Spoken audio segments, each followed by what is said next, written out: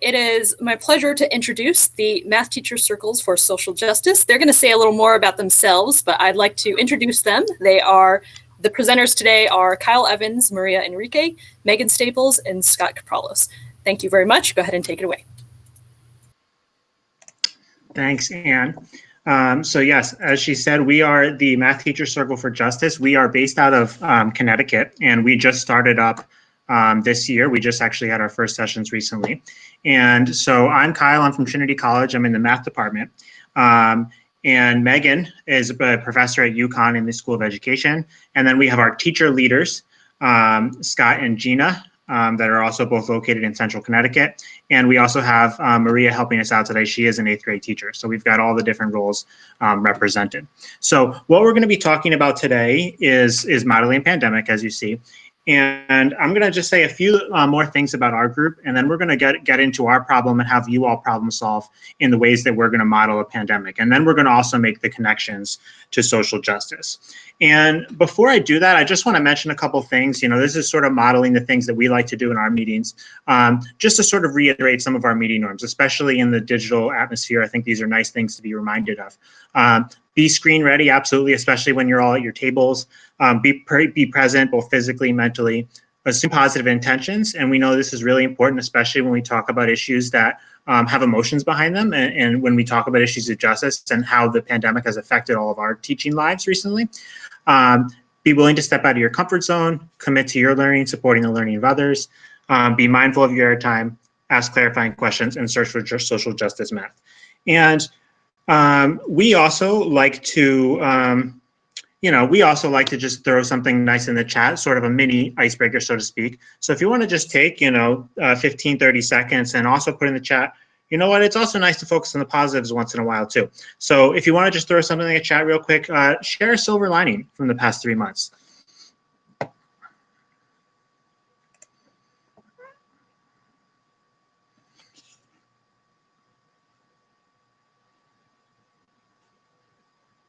Definitely agree on the gas comment. Issues of justice, yes, that's what we're going to try to do for sure. Outside time. Teaching practices.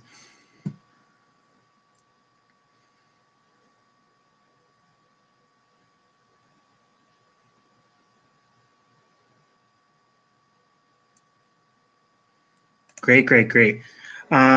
So again, just real quickly, I want to talk about what our circle is doing. We are new, and we know these are, two things that we know that this is important, sort of organizationally, when we talk about math teacher circles, are the ideas of capacity and community. And for us, I think specifically, what makes our circle unique is that we have a focus specifically on social justice math and social justice topics. And for us, we know that it's important. We had a really great response from teachers in Connecticut wanting this kind of work. People recognize it's important, but what people need are experiences. And so that's what we're trying to do. We're trying to build capacity through our workshops and also through our website and resources to help teachers do this kind of work. And of course, at the same time, build community for teachers who have these kinds of goals, and also be able to hopefully share that out with their departments and colleagues. So it is worth saying up front, you might be at various places in the spectrum in terms of your experience with social justice math. So it's worth for us clarifying, what do we mean when we say that? I mean, this is what we're promoting. So, some of you might be familiar with the ideas that were sort of more populated by Eric Goodstein in the literature. And when you hear the phrases like read the world and write the world with math, and that's what we talk about. So it's more about, for me, I think about it as sort of a consumer, but then also an active producer of mathematics in relationship with the world. So this is a way that it's an analytic tool that we make sense of. We understand our world through different quantitative understandings, and then we also try to promote some sort of change with it. And just to get a little bit more specific for us, and this is sort of us consolidating and synthesizing, what the NCTM supports as well. And for us, we look at our key features of social justice math as one that requires investigation, that can bring us awareness to these issues, that we can sort of dig in deeper through our problem-solving experiences, and then also build reflection. And even for us as teachers, but especially for our students as learners, opportunities to make connections with ways that we view ourselves, others, and these idea of fairness. And that these can hopefully culminate in some sort of a actionable product at the end. Okay, and I will turn it over to Megan, who's going to introduce our specific problem about the pandemic today. All right. So thanks, Kyle, for introducing the background, sort of conceptually what we try to do and what our circle is about. So my job today is to set us up for the math that we're going to be doing. So we'll do the problem solving in a moment, and I'm giving the background, bringing you together on some sort of common language, common playing field. So today we're going to be modeling a pandemic. As you can see, these are all graphs that really can be thought of as models. And these all model the number of cases over time. One very noteworthy thing here is that not all of these graphs look the same. So despite the fact that they're modeling a similar issue, they play out very differently. And so we're going to be digging into those factors that play out differently and what's going on. Hey, Megan, we have a little trouble seeing your graph right now. Oh, do you not see the slides? No. Okay, what did I do wrong? It says, there you go. Do that. Now click share, I think. Share, present. No, I think you just need to put it in full screen, which might sometimes put it in a different area or something. So put it in full screen and then hit share and you should be good to go. Okay, but if I'm in full screen, I have no longer a share button, which is tricky. So Kyle, do you want to just share slides and you'll know when. Megan, when you go into present mode, it opens another window. So when you hit share, you have to make sure you're sharing that window as opposed to your internet browser window. Okay. So the problem is I'm on the wrong window that you're sharing. Yeah. Yeah, I don't know that I can fix that, Kyle, because I'm just on I don't see where to fix that. So okay, I can do it if you would prefer. Yeah. Maybe if you can see my screen right now. Can you see the proper one? It's like the Google thing. It's not the. Yeah, I don't think I can. I won't be able to problem solve that quickly. Would you mind sharing your screen again, and then I'll just talk? I have it. Yep. Okay, super. Thank you. You got it. Can you see mine? Yeah. I can see yours. Yep. Okay. Yep. Go for it. Okay, so I'll stop sharing my window. Okay, good. And then I'm gonna let's see. If you want to do camera off, I think Kyle, it'll be bigger for the people viewing. And mic off, maybe. Perfect. Maybe that'll work. Hopefully that's better. Sorry for the glitch. We're all new to a million Zooms and WebEx and things like that, and this is our first time using Remo. Okay, so let's go to the next slide. Those are the graphs. So with our questions, the first question here is how you make sense of the world. So how can math help us understand the phenomenon of a pandemic and what factors impact the spread of disease? And which of these factors can we influence? So that's kind of like the reading the world, understanding the world. For the second question, how can mathematics help us act during a pandemic toward better outcomes? So this is where we're thinking about how do you write the world? All right, you can move it, Kyle. Thank you.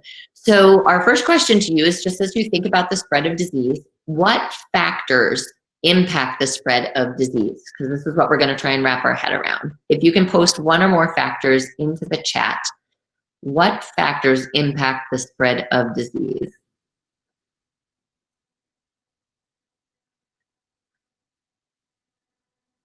Cleanliness, density, social contact, absolutely physical proximity, wearing masks, mobility of population, crowds. These are fantastic. Let's see if we'll get a little more variety. Rate of transmission, right? Number of infected. Great. Velocity of aerosols, access to healthcare, policy. Super. These are great. All right. If you are typing, finish your typing. Don't start a new one at this point. Beliefs. That's interesting. Employment. Okay, good. Great. All of those factors. Airborne virus hanging in warm air for several hours. Fantastic. You've hit on so many wonderful things, which I'm going to try and now bring these together. So I'm going to draw on Adam, I believe it's Kolcharsky. He wrote a book called The Rules of Contagion. And he wrote about, well, how do we make sense of the transmission of viruses such as COVID? So there are 4 factors we're going to focus on, and these are categories of factors. And his little acronym is DOTS. So D is for duration, and that is how long you're infected, meaning how long you're out in the population to infect others. Okay. O is opportunity, and that's dependent on social interaction, which many of you brought up. So that has to do with how many contacts, for how long. If the population is very dense, then we're going to have more contacts. It even is related to cultural norms. If we're a hugging society, or are we a greeting by handshakes, by kissing, by bowing? All of those things will matter for the opportunity of this virus to spread. T is transmissibility. That's the likelihood of effective transmission of the virus. So that's impacted by not many things. Mask presumably helps with that. Somebody mentioned the idea that if it's airborne versus in respiratory droplets versus if it were sort of a fluid to fluid or blood to blood thing, that would matter a lot for the transmissibility. And then the last one there is susceptibility. So what is the likelihood of catching if exposed? So that can vary with the population, whether there's a vaccine or not, whether there's herd immunity. So there's some things that we can influence in the short term and some things that we can't influence all that much. So those are our dots, 4 factors that impact the spread of the disease. So let's look at an example here. One example, and these are kind of random numbers picked just to show an example, but reasonable numbers. So maybe the duration is 5 days. That's on average 5 days that you're infected, maybe before you show symptoms. Or go into quarantine. Opportunity, 15 contacts per day, again, could vary greatly from person to person.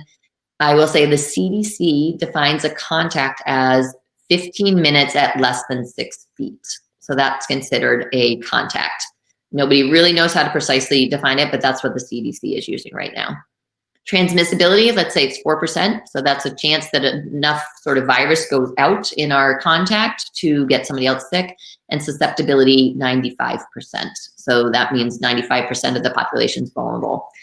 So here we're going to start now seeing how do these factors work together. So D times O, duration times opportunity, would show us that in this example, we'd have 75 total contacts. We're also going to multiply T times S, our transmissibility times susceptibility, which will give us a 3.8% chance of contracting per contact, right? So those are independent events. The transmissibility has to be there and the susceptibility. And then using some multiplication associative property, we can multiply all of those together and we get 2.85. And my question for you in the chat is, what does this value represent? What would be a reasonable way to think about the value of 2.85 in the context that we're talking about? So see if you can put words on it. It's okay if you don't know, you could just read others, but if you want to take a shot at that, that would be great. Number of contacts infected, 2.85 contacts infected, 2.85 infections per person spreading. Okay, I'd say both of those are accurate. These are going by fast, but I saw another one, average spread per carrier. On average, how many people one person would infect? During the 5 days, you might infect 3 people. Great, all fantastic. So let's look at the next slide, Kyle. Thank you for doing this again. So this value is so important, it's called the reproductive value. And as you've noted, many versions of this, but one version is on average, how many other people does one person infect? In the case of COVID-19, they don't have precise numbers, but 2 to 2.5. Now, there's a really important distinction here. R naught is the reproductive value of the virus sort of unmitigated if we don't have policies changing how we act in a society. So it's R naught is still local to a community, but RE is actually the value we're really going to be interested in because that's the effective value, the effective reproductive value. And that can vary over time as more people get infected or more people recover. It can vary with policies. It varies, you're seeing by state and by country, just depends on what's going on in the local conditions. And that, so that's an important thing that we're going to be looking at. And thank you. Yes, Liz, and it's not a static number. Exactly. Very important point. All right. So public health policy is aiming to impact that R value. As I noted, it's a very important value. Quick question for anybody who wants to put in the chat. What R value are they aiming for? What R value do we need for health policy? Okay, we've got less than 1, 0, less than 1, under 1, less than 1, less than 1. Fantastic. Thank you. Thanks everyone for jumping in there. Yeah, we would love this to be 0. That's going to be tough to do. If it's below 1, we are decreasing. If it's equal to 1, we're going to just keep going the way we are. And obviously above 1, it's going to be increasing. And that's a lot of what's being experienced right now. So the R value below 1. Here's some wonderful graphics. Kyle found this website, rt.live. It shows you the R value by state over time, which is great. So you can see Connecticut, where we are on the left, we're just below 1 at 0.91, although we've been ticking up. Nevada and Texas there, you can also see where their stay-at-home policies ended, and you can see their R values.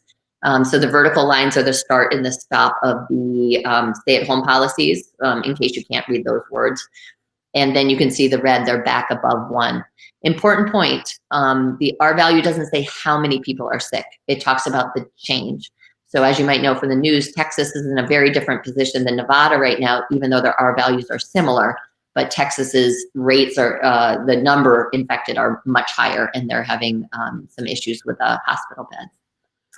All right, so that's some background for you. The dots, duration, opportunity, transmissibility, susceptibility, and the R values. And now I'll turn it over to Scott, who will get us off with the mathematical problem solving we're going to be doing.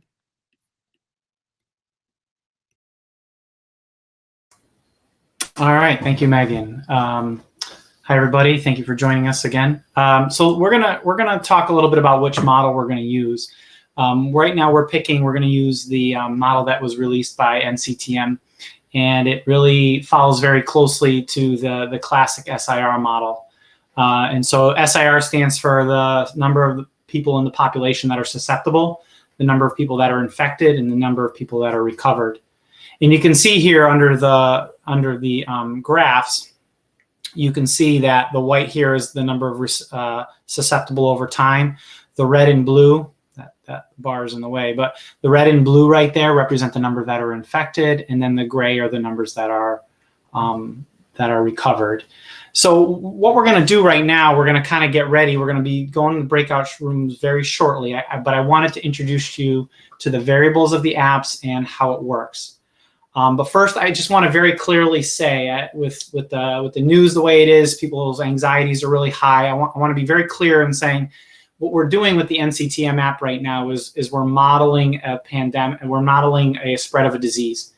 It's not the coronavirus model. There are much more sophisticated models with a lot more variables. And so I just kind of want to put that out there to not make people feel anxious about anything they see. The goal here today is to understand really how the dots variables affect and impact the way in which spread occurs. So let's get to the model. I'm not sure if you know, you might want to kind of zoom in on this. Right next to my name where I'm sharing the screen, there's 4 outward facing arrows. If you click on the 4 outward facing arrows, it takes up the entire screen, so you might get a better look at what you're looking at if you're having trouble reading. So dots, duration, number of days contagious, I'm going to set it as 5 days, and that is found right here. Opportunity, the number of contacts per day, I'm setting as 10, and as Megan said, that's 10 individuals who have had close contact for greater than 15 minutes. That's the CDC definition. And for this model, they're going to combine transmissibility and susceptibility, into one value or one probability.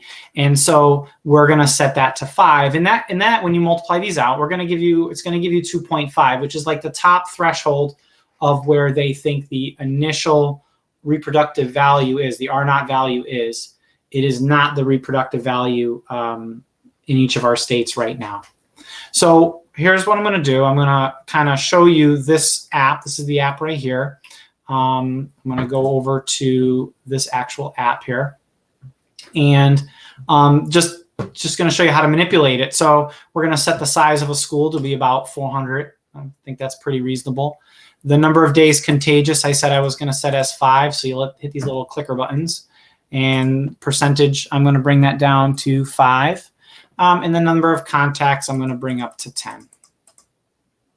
So then what we're going to do is this button right here, this blue one, says calculate results on it. And we click the button and we see what happens. So this happened at 10. And if we push play, we can see what happens. Really only 2 people in the whole population got it with these parameters. So I might say that's kind of strange. That's probably not likely. Let me run it again. And you see now we have 28 days. So this little play button plays day by day what's occurring in the population. So let's say, I'm not really interested on the people that are recovered. I'm really interested in the people that have the disease. So let's take a look at that.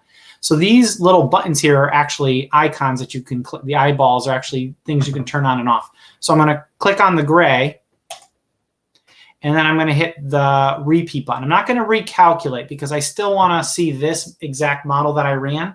I don't want to redo the model.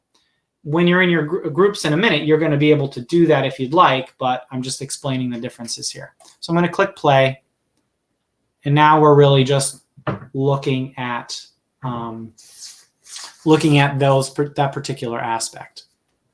That's how you work it. If I want to just take a look at the recovered, I can turn off these, and play the button, and you get the idea. All right. So we're going to send you to tables. I think I said, yeah, we're going to send you to tables in just a moment. I'm going to explain what our tasks are. So first you'll see that Kyle dropped the link to the applet in the chat box. So first thing you want to do is open that up because you're going to need that in a moment. I'll give everyone a couple seconds to do that. All right, so at your tables, I want you to quickly introduce yourself. We got a lot planned today, so we want to just introduce yourself, where you're from, and then kind of keep it moving. Then what I want you to do is each individual person in that group is going to play with their own app. They're going to play with their own screen. And they're going to really investigate how do the different dot values, impact the outcome. Are there some variables that are more influential than others, and for which outcomes? And finally, is there a way that you can model the flatten the curve? So these aren't the only questions you can ask as you're playing. You might come up with other questions and other interesting things that might happen. And then the reason why we're putting you in tables is it's a lot easier to have a conversation with 3 people than 30. So if something comes up, you're like, I don't understand what the graph is telling me. You can talk to your other partners in your table, and the presenters will be going around to try to help you out too. Then after about 8 minutes, we're going to send a note, and we're going to say, we need you to start collaborating. What I'd like you to do is pick a factor. Okay, so, and I'm going to show you what that looks like too in a moment. And then I want you to explain how it impacts the simulation. All right, and then, so what do you see? How is it impacting? But then I want you to take it one step further and say, well, why is it doing this? So what about the variable? What about me changing the duration? First of all I see it's doing this to the graph, but then why is it doing that? And when you're ready, you're going to take some of your responses, and all we're asking you to do, and this is in the one pager, this link, all we're asking you to do is to just, as a table, pick one factor. So you might say, we think duration impacted the model in such and such a way because. All right, and there's some sentence starters here to get you started. And you'll have a couple minutes to do that as a group to kind of talk about it, and then we're gonna bring you back. Just a word about tables. So right now there's about 30 of us. Let me just double check that really quick. Yep, there's 30 of us. So what I'd like us to do is only go to the first 10 tables. So when you get pushed out, you might get put into table like 15. We're going to do groups of 3, and I want everybody to be in either tables 1 through 10, and however it comes out, so that you're in groups of 3. So that's it. So again, the directions are. Thank you, Brianna. The directions are to. Oops, this is the wrong slide. Excuse me. To get into your group, know the apps. Think about some questions, and then we'll send you directions in about 8 minutes on what to do next with your group, which is to fill out that sentence starter as a group. So if I could ask Brianna or whomever is driving to push us out of presentation mode. Wait a minute, I think I can do that. We'll see everybody at the tables. So start small, like the opposite of where I live. Okay. And then Well, I live in a very small rural area, and actually we only had one case at the very beginning of March, and then he recovered and didn't spread it to anybody, not even his wife, and he went to Vegas, and so he didn't get it here or anything. And we hadn't had any cases. And then in the past 3 weeks, we now have 22 cases. So, okay. yeah, and our governor just issued a directive that masks are required for counties that have more than 4 active cases. So at least now people will actually be wearing the masks. Yeah. Yeah. In my state, in North Carolina, we're supposed to wear them anywhere in public, which I've been doing, but I also rarely go in public. And also live in I don't know, probably like the 4th largest city in North Carolina. That's a guess. I could be wrong. But it's one of the more densely populated areas, but not the most in North Carolina. But we've still had a lot of cases, probably like the 22. We have at least that every day, if not more, just in this area. All right. So yeah, I have it 25, 10 days. I can change this to 5%. Number of contacts per day. I'll start with 10 contacts per day.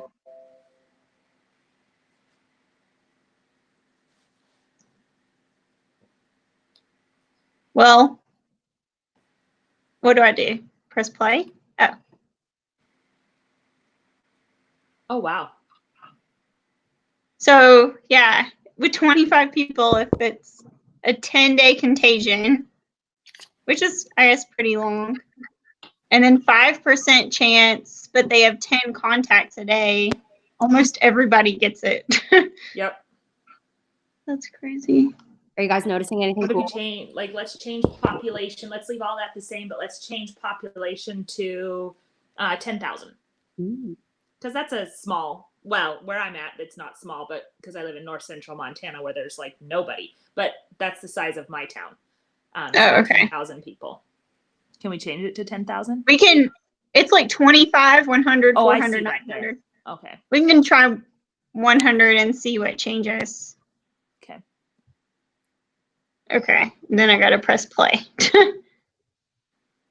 And this is just one simulation, so I guess if I did the simulation again, it could be different. But this one, it looks very similar. It's still only very few people don't get it in that case. I mean, if there's 100 people and you're contacting 10 a day, like everyone's gonna get contacted, I guess. That's so For true. the most part. Yeah. So I wondered, yeah, keeping everything else the same, but changing the population. I wonder if we'll ever get to a point where it's a lot less people.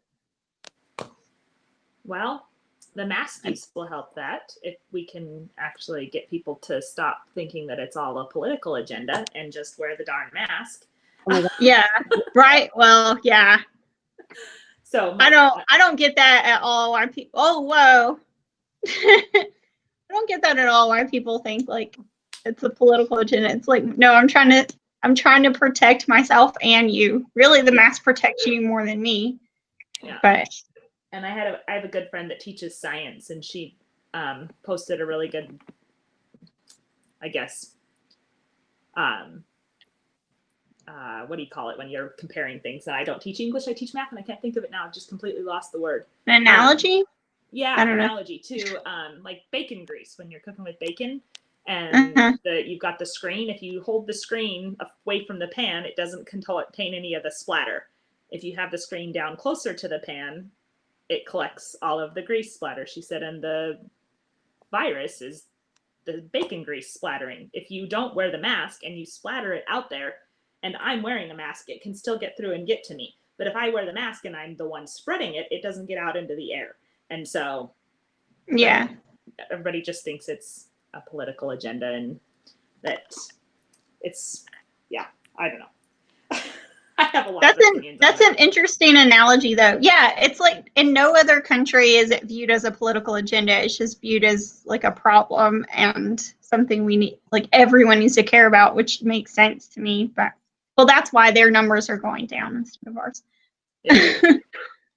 All right, so when I increase the population here in this simulation, everyone got it. Yep. So, I mean, 10 days is a long contagion, Yep. too. I But wonder right if now you have 900. to quarantine for 14 days. So Yeah. they don't consider you recovered until you've been out for 14 days. So obviously they think you're contagious for a long At least. period of time. I wonder. Oh, Yeah, hopefully, like if you if you got the results that you had it, I mean, you're not getting 10 contacts a day. Unless you just have a really large family, I guess. But they should stay away anyways. Possible. That's probably telling us to collaborate. State the fact It takes a lot longer when there's 900. Oh, everybody got it except those few people.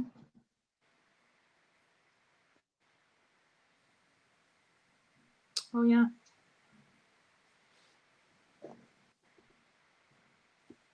So even with just a 5% chance of contracting it, if it's a 10 days and 10 contacts, almost everybody is getting it.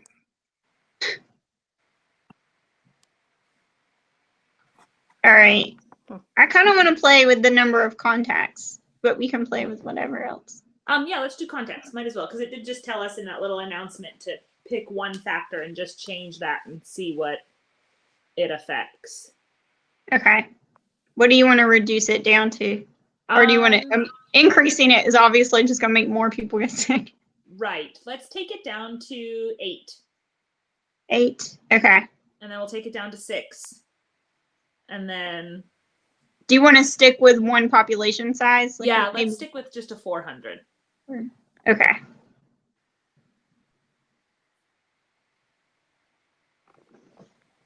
All right, so last time we did 400 with 10 contacts, everyone got it.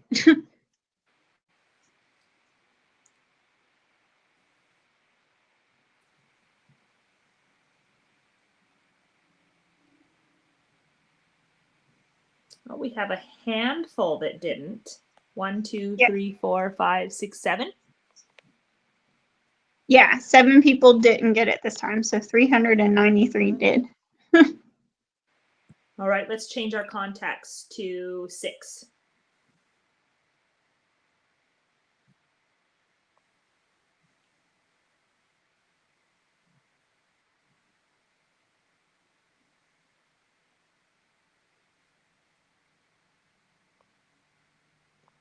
That's a really weird situation that they actually, no one else got it. I guess because it started over here. I'm going to run it again. Maybe I should have ran the simulation more than once for everything else. There. That seems more realistic. Yeah.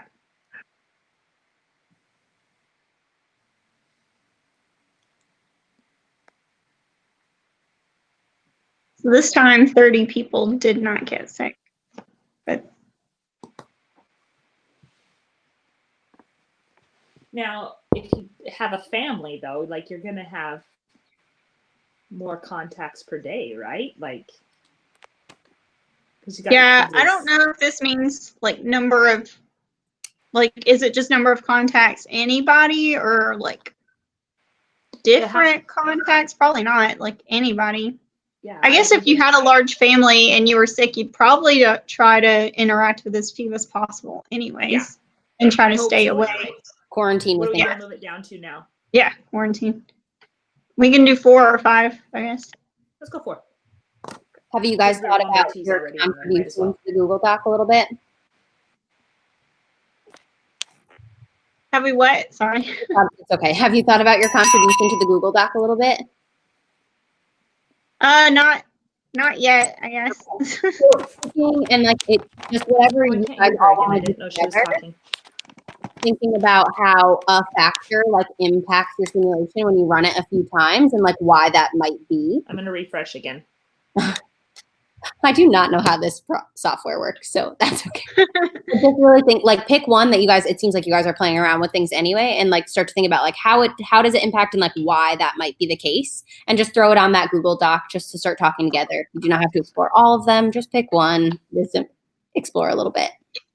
Yeah, we played first with population, and now we're playing with the number of contacts per day. Okay, nice. What did you guys notice with population?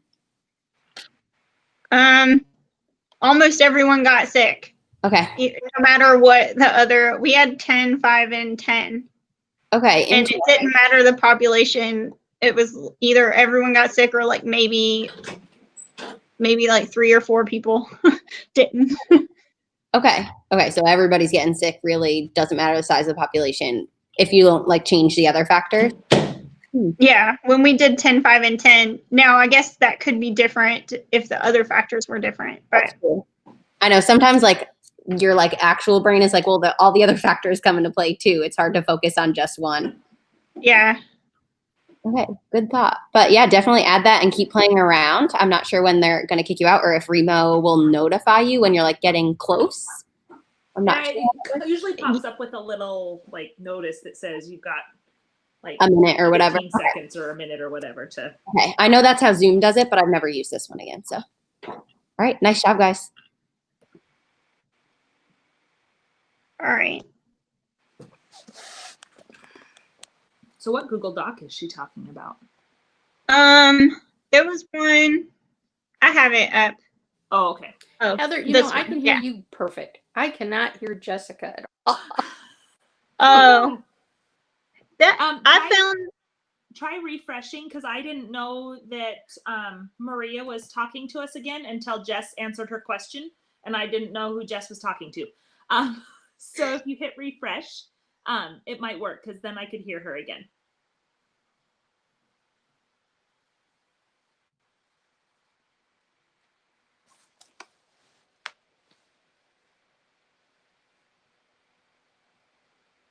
And it does boot you out for a second while you refresh, but Yeah.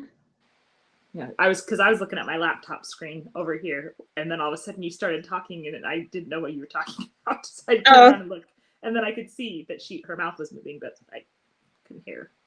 I found that with Remo, there's always somebody in the group. Well, not always, but a lot of times there's somebody that I can't hear, but it's obvious someone else can hear them because they're responding to them, but I can like barely hear them. It's really annoying. Yes. All right. I'm going to try 2 now.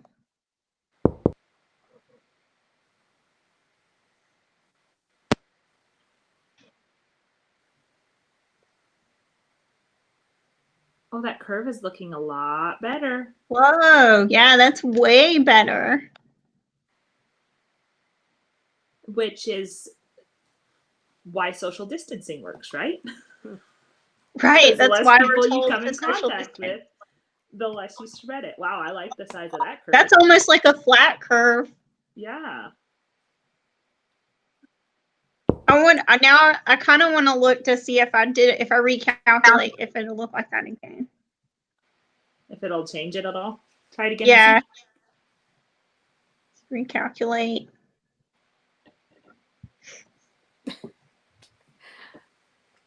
Oh, well.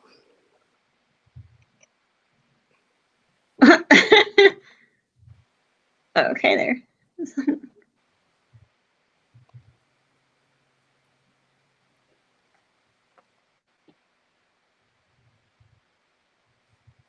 Yeah, that's good. Wow. Yeah. Impressive. So that's with 2, and with 4, it was still like almost everybody. So I wonder what 3 looks like. Let's try it and see. You got me curious now too. Now I'm like, I need to see this.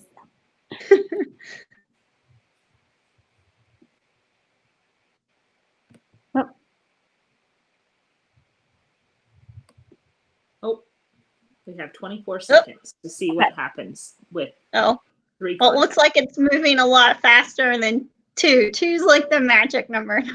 Yep. So really, we should We all still say, ended up with about half that didn't Yeah. get infected, roughly, it looks like. Not as little as 2.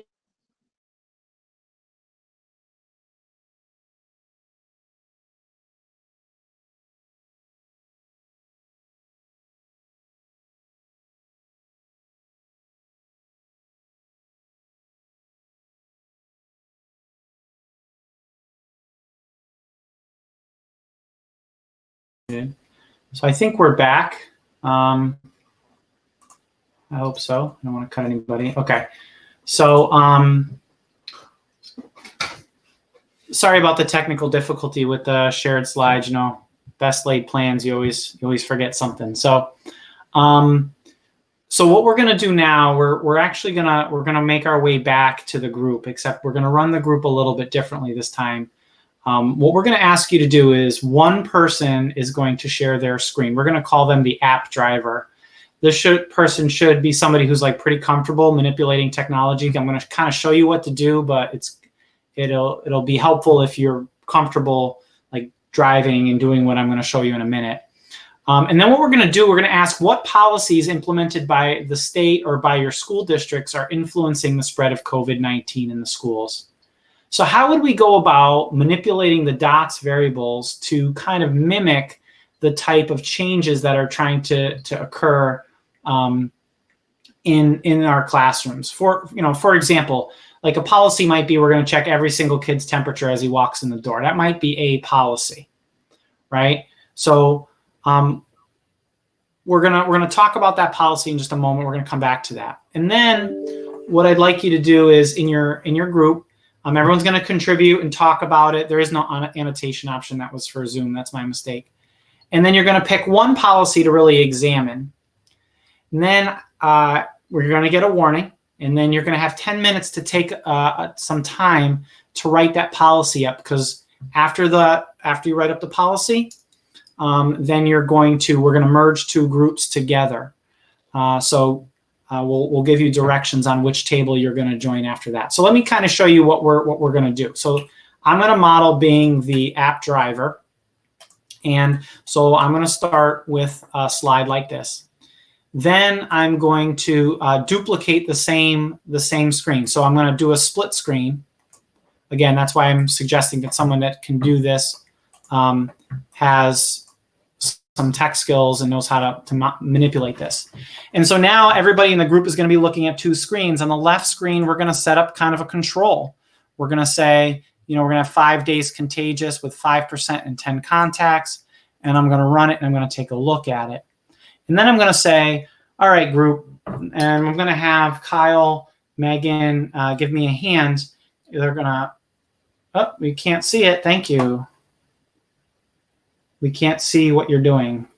I can see your screen, Scott. Maybe okay. If it's a size issue, click the outer arrows. Yeah. And Scott share screen to go full screen. He looks great, but you don't need to see him right now. Yeah, you don't need to see me right now. You need to see the apps. Mm-hmm. So the basic idea would be like in a group, you're going to pick a policy. So my group of Megan and myself, we're going to say, well, all right, Megan, so let's pick a policy. Let's talk about checking somebody's temperature. What dots variable do you think that's going to change? Okay. Well, I'm going to go with days contagious, because if you can get somebody, a day or two who's asymptomatic, get them out of sharing it with other people, that would shorten the number of days contagious. All right. How many days you think? Like 3 days? That might be 2. I don't know, 1 or 2. I'd go for 1 or 2. One or two. All right. We'll just try and see. All right, let's just do it. So Megan and I just kind of modeled like how you would kind of interact in the group so that you could get a conversation going. And so I'm just going to drop in one day and I'm going to recalculate it and I'm going to take a look and you can have a conversation about the graphs that you're seeing. So to kind of reiterate what we're doing, one person is going to be the app driver and they're going to split their screen just like I did. The second person is going to, and the second and third person are going to have a conversation about what they see, about the, I'll answer how you split the screen.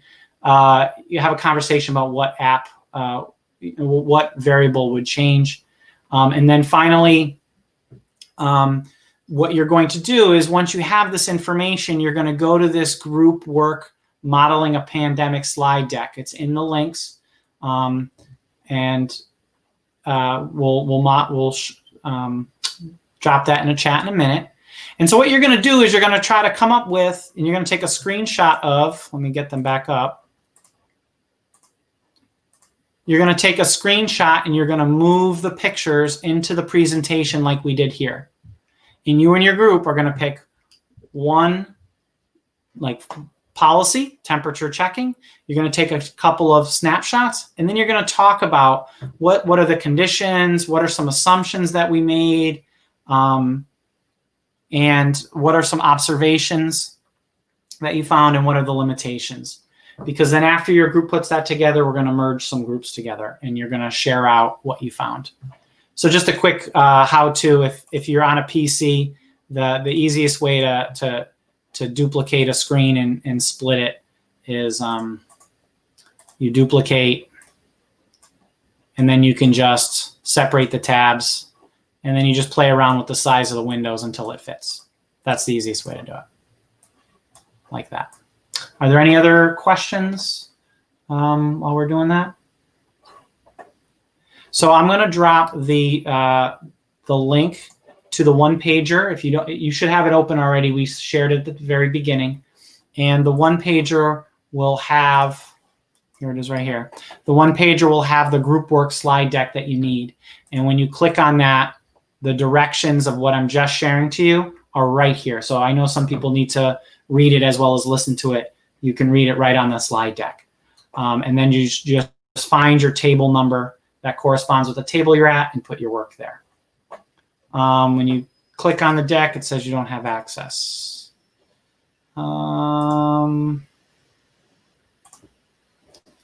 You should have. Try that. Thank you. Access problems. That's my bad. So refresh the document. You should be good. All right. Good luck. We'll be around. We're going to kind of break out of presentation mode in a few seconds. So to join the tables again.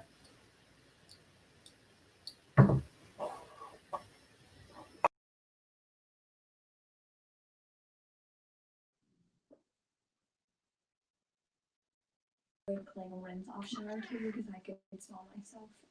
Okay, I'm not muted. Okay. Yeah, it took a second for mine to go away. Let me refresh.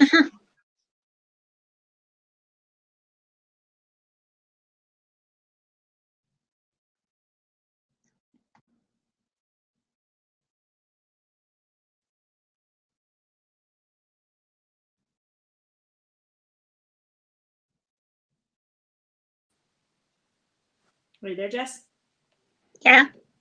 Can you hear me? Now I can hear you. I'm trying to get in on my laptop. I can split screen and stuff, but if you've already got it going, I think I'll just let you do it. I haven't done the split screen, but I mean, I can. Oh. Well, it won't take me too long to get in if you want me to do it. I don't know if it'll let me be logged in on 2 devices, though. We'll see. I don't know. Yeah.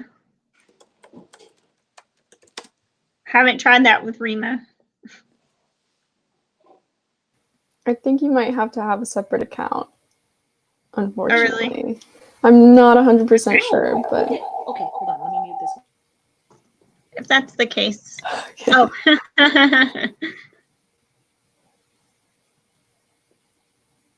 Then I could do it. Or it might work, but I guess there's feedback. Yeah, maybe. Okay, there we go. Now, if I do this one, right click, duplicate.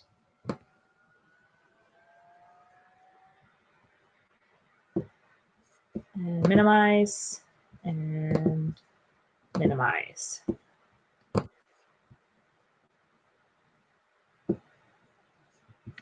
Okay, so I'm going to hit share screen. Okay.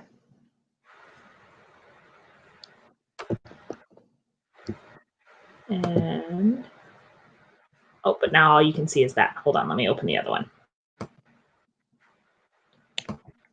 Can you see both graphs?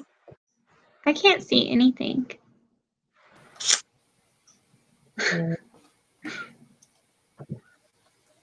Oh, no, we want an application window. We want this one and this one.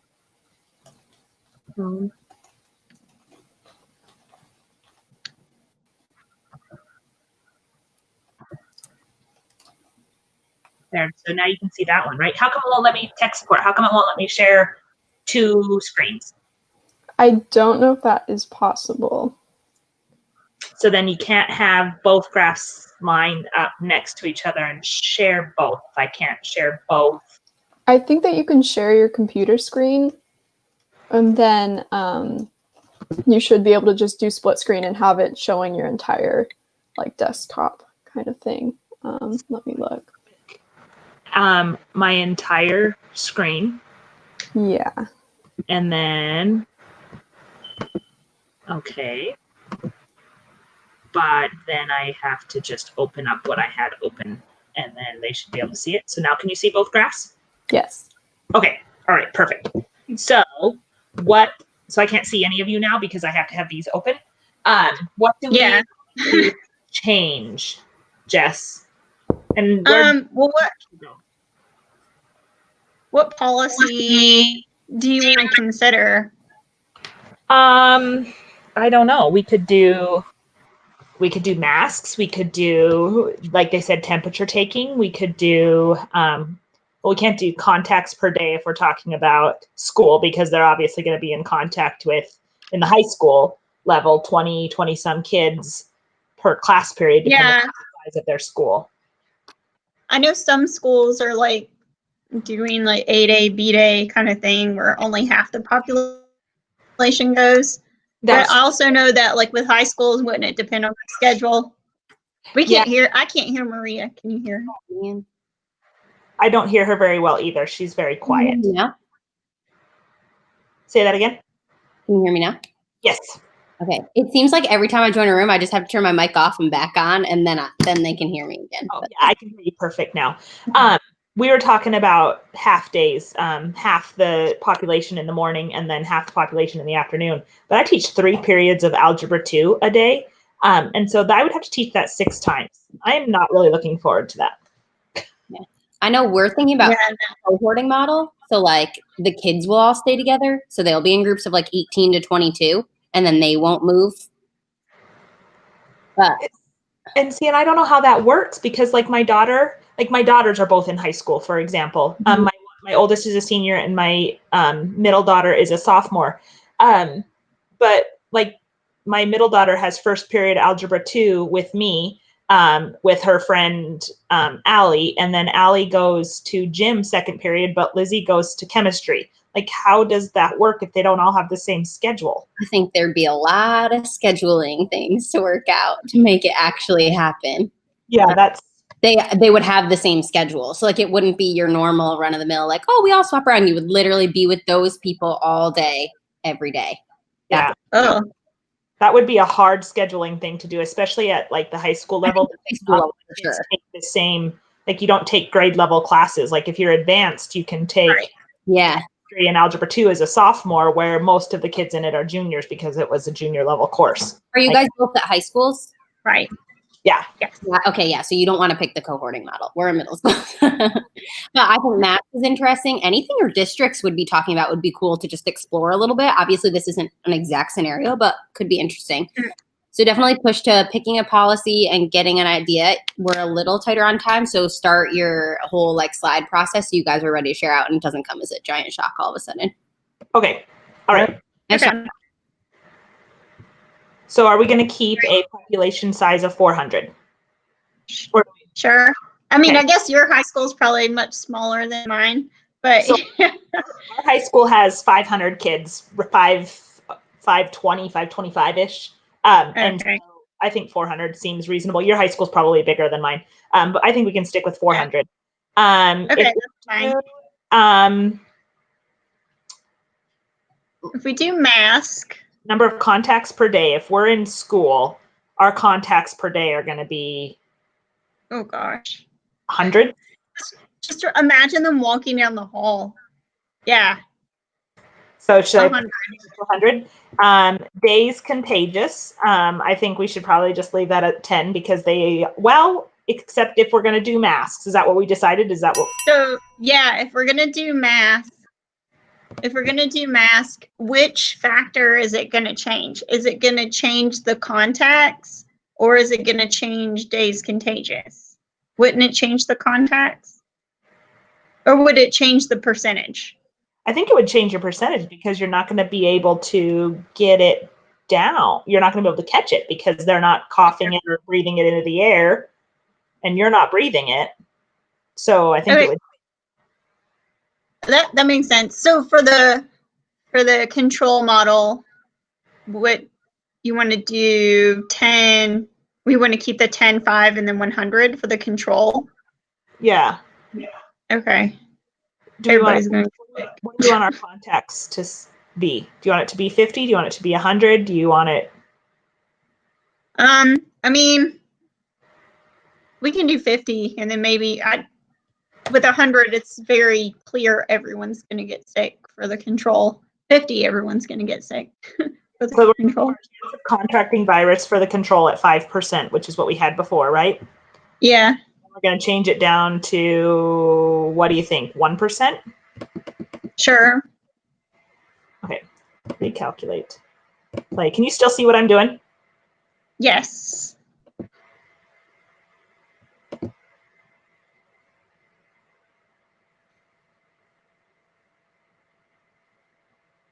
So we only ended up with 2 not getting it.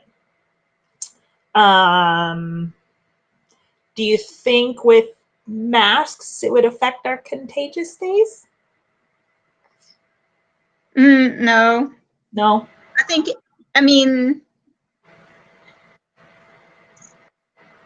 would just change the percentage. So let's change the percentage. Let's change it to half. To 0.5%? Okay. Yeah. I don't know what masks really do, like what % chance they do decrease, but might as well try it to half. Yeah. Let's see.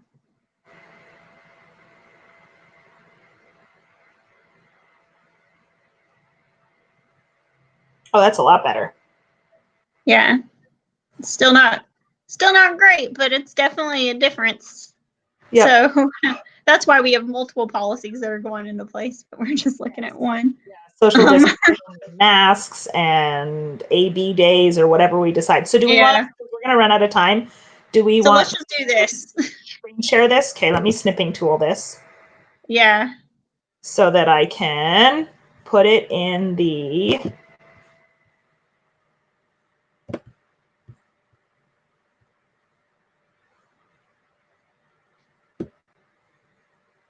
Okay, and we want to go edit copy. And it needs to go into this. Oh, it's told me access denied. Do you suppose they fixed that? Yeah, try refreshing. Oh, there it goes. Okay, so what table are we?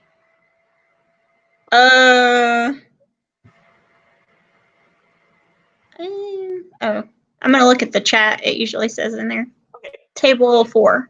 Okay. So, table 4. Control V.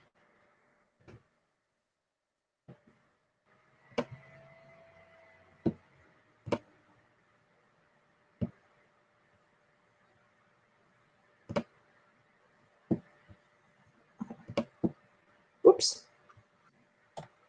Ah! Okay, there we go. Okay. Cool. So it's on the Mask, I guess. Are you typing on the mask part of it right now? Oh, I guess I could type on it. Let's see if I can find that paper. Oh, we're gonna change. You want to type on this, or am I? Okay. I don't know if I have that up. Okay, Do I? so can you see what I'm doing then? Yeah. Okay, so we had population is 400, days contagious we had as 10, chance of contracting virus per contact was 5%, right? And number of contacts per day were Gotcha. And there was so it's way more than 25. It's less than 100. So I said 100. All right. So limitation of our model for being sensitive to that policy, but at least you can get a sense of what might happen. Jack, I just want to check in with you. Is this, Yes. You're good? What are you thinking about all this? Right. Well, I was changing the variable of the, let's see my plot. Yeah, I mean, because we were trying different variables, and Regina suggesting maybe just one day a week, and I tried to plug that in, and in my plot there's there is a very effective policy because I don't really, I mean the infected uninfected people is like maybe 99%. Wow. So did you put it down to one contact per day then, or what did you do? Because you can't do, or did you just do 1 day of contagious? But there's one thing I'm confused is the days contagious, because if we meet like 1 day per week, does that really mean like days of contagious? That's a great point. I think that's true. It's only 1 day a week you're contagious, because you might be contagious, but not to the school population. Great point. So that's where he's getting his 99%. Yeah. Yeah. So you basically get nothing then. Well, I'll have to tell my superintendent he did a good job. Yeah. Where are you? Are you Ohio? Yes. Union County, North Carolina. North Carolina. Go North Carolina. Interesting. Yeah, we're supposed to be back full. Oop. All right. Okay, so we are going to, which are you, 8 or 7? We are 8. I'm going to keep typing just a little bit. Keep typing. Group 7 is going to come join your table and you're going to share. It's totally fine if it's not completely done. You'll just talk through what you did. You're going to share what you've been thinking about. Okay? Okay. I will make sure they come join you. Let's see. Table. Did you get another screenshot? Do you want me to change this graph? I've got both. Both of them? Yeah, they're really small and hard to read, but just for seeing trends, it's pretty easy. Yeah. Oh, but I don't have the one that Jack was talking about at 1 day. Which I have up right now. All right, let me see if I can get that real quick. There's like nothing there. Yeah, that's why I was like, there's nothing there. Okay, so let me get that real quick. Yeah, I mean, I got that one. You're good. You're good. I was wondering that when we say that we into account extracurricular activities. Yeah. Exposure.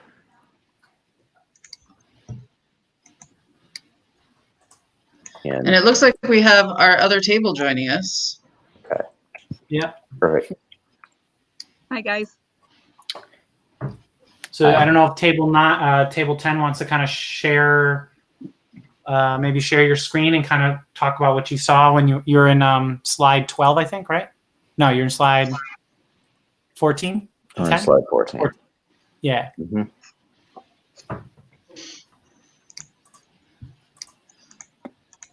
All right. So you folks are from table 9? Yes. We are. Okay. Okay. Page 14, table 10 is us. And we basically said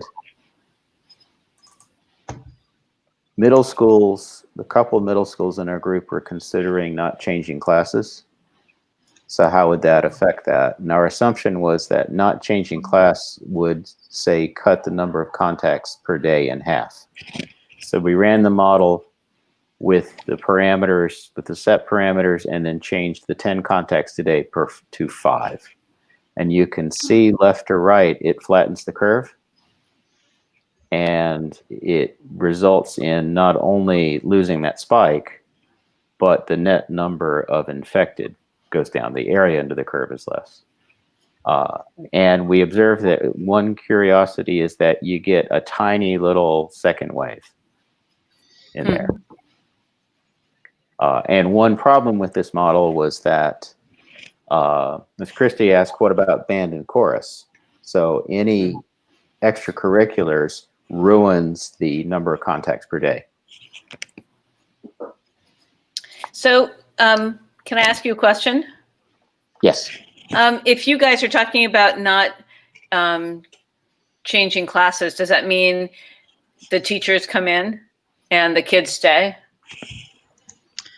That's one thing that has been proposed at my school. Our administration is actually talking about basically we're doing everything online, whether we're physically in the building together or at home. So that way, whichever case it is, and it may change throughout the year for the entire population or for individual teachers or students based off of, wait, I think I've been exposed, I'm going to quarantine for 14 days, right? So if we do everything online, they're talking about we're just going to be kind of in pods and everybody's doing their own thing. And at some point, having some flexibility for teachers to move around to classrooms to give some additional assistance, rather than suddenly now I have to learn history and English and French and doing some type of thing where we move around to offer help to the kids at school. So I'm wondering, how did you change it? How did you decide that meant cutting their contacts in half? If they're not, I mean, if this is right, if the numbers we started with were All right. Okay. Yes. Sorry. Beauty of working from home. So yeah. So that was that. Questions?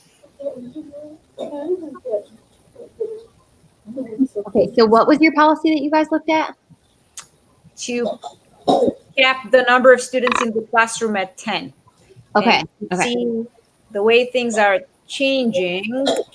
I mean, still a good percentage of the population is getting infected, but if you look at the number of days taken that it takes, that's changing a lot. With 10 in the classroom, we have 42 days. I know it's small, probably you cannot see it in the slide. For the whole thing to run its course, and with 30 in the class, it's 14 days, and the whole thing is full. Yep. Yeah. So those are the differences we noticed for the observations. Cool. Deb or Sue, you want to add anything else? No. All right. I think that's good. Should we look at yours? Yeah. Okay. All right. I will go to ours. I tried to zoom in, but all it did was zoom the actual Google slides stuff around it and not the actual slide. So there's that. Yeah. Table 4 mask, okay. She gets more. So we left our population at 400 and our days contagious at 10, and the chance of contracting the virus for without masks 5%. Your number of contacts per day is 50.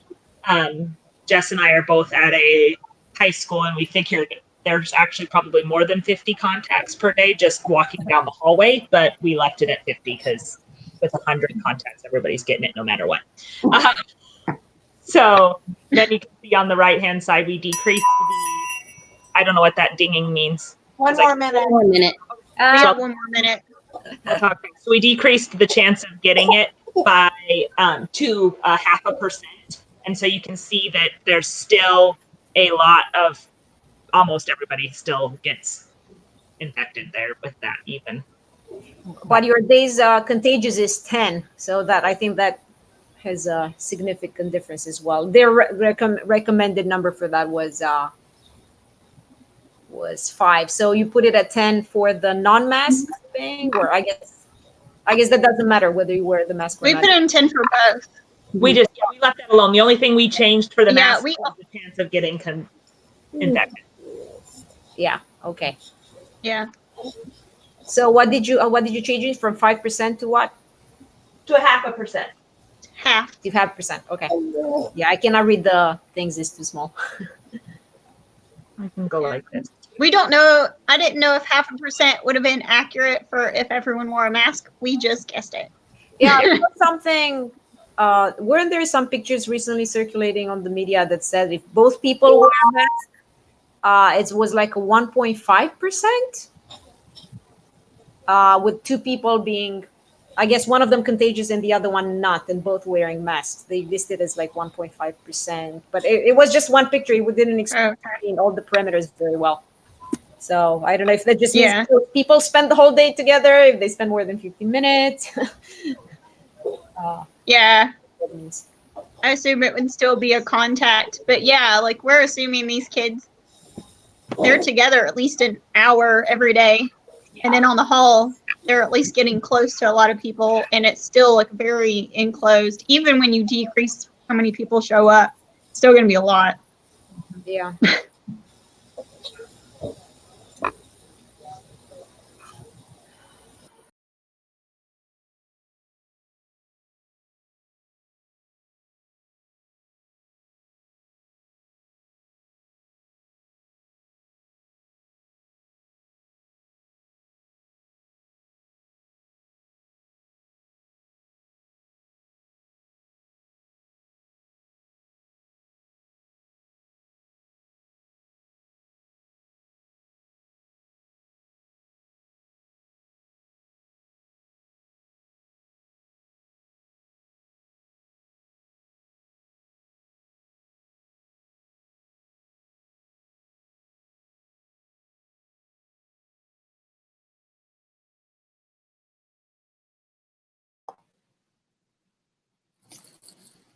Hey, everybody. I'm just wondering if we're having trouble with the speakers rejoining. Can you chat if, oh, there we go. Hey, Kyle. Yeah, I think we're good. Perfect. Okay, thanks.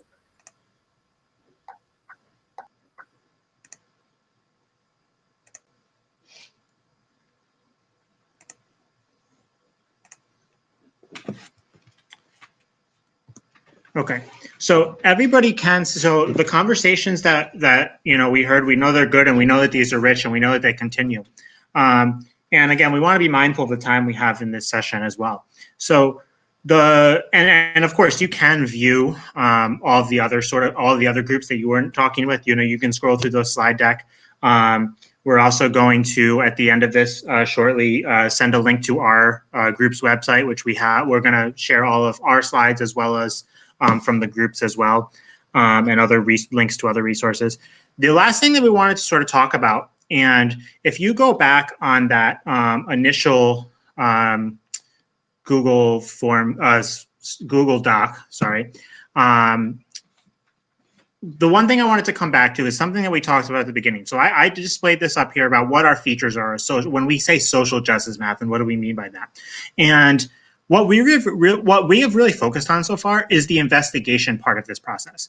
And you can imagine yourself as a learner and yourself as a teacher with students in the classroom at various levels, using such an applet or one of the other applets or whatever as a way to bring more awareness, as a way to bring quantitative reasoning, and as a way to sort of problem solve and make some mathematical connections to the pandemic that we're experiencing. Our question, though, and we want you to think about this, and then again, just type sort of if you scroll down to the last page of that first Google Doc, and maybe somebody can repost that link in the chat, one of the other leaders.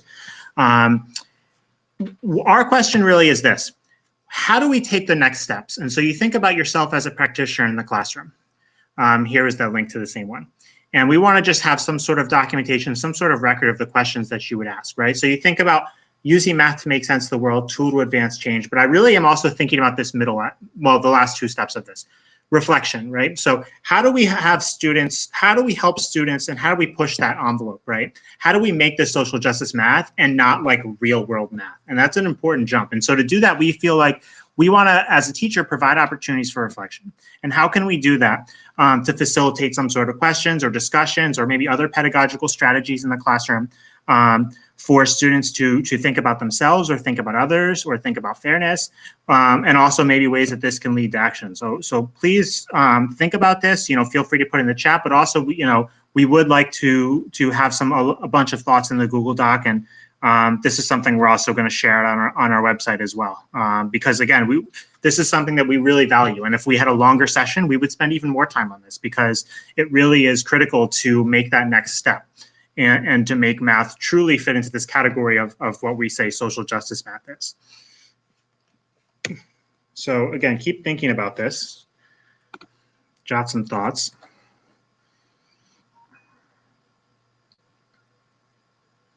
Thanks, Scott, for sharing the links and questions.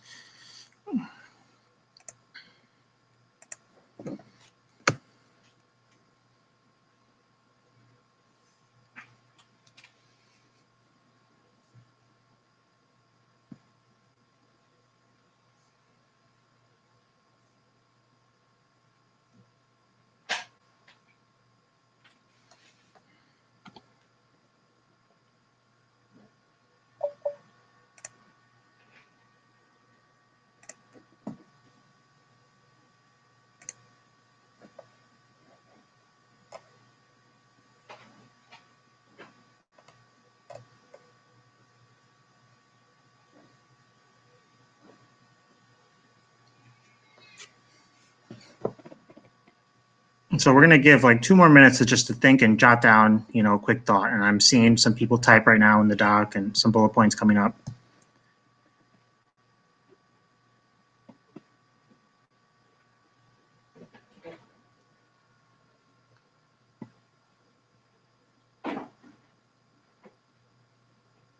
Seeing things about access and equity here, very important. Right, talking about different populations, right? Maybe cultural impacts here, about how policies, right? Any policy you think about, how does that impact different groups of people?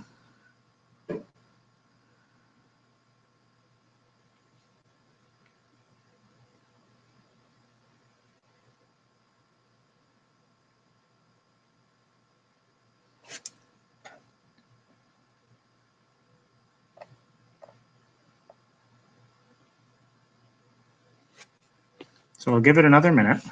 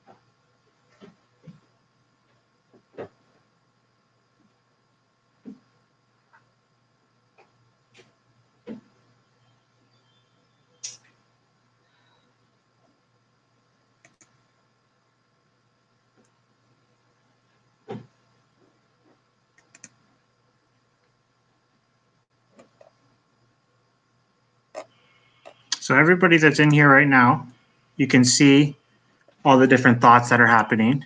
And this is, again, really important types of questions that absolutely we're not overlooking, right? This is a huge feature of us, of what our goals are as a group, trying to make sure that we really do hit what it means to do social justice math.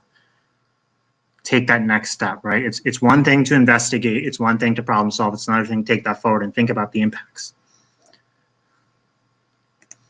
And of course, you can still continue to type when we're out of this presentation.